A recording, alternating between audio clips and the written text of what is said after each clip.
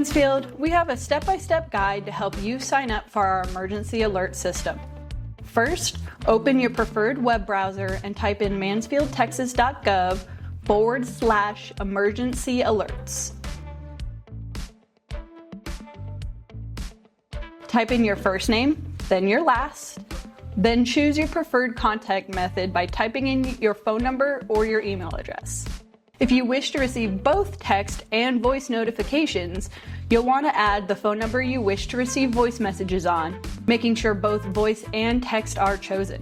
If it's the same number, just click the Add button and enter it a second time.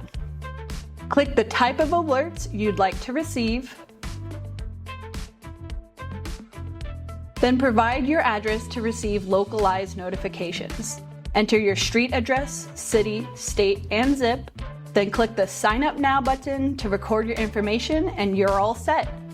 You will now receive alerts based on the type of alerts you checked in the middle of the form.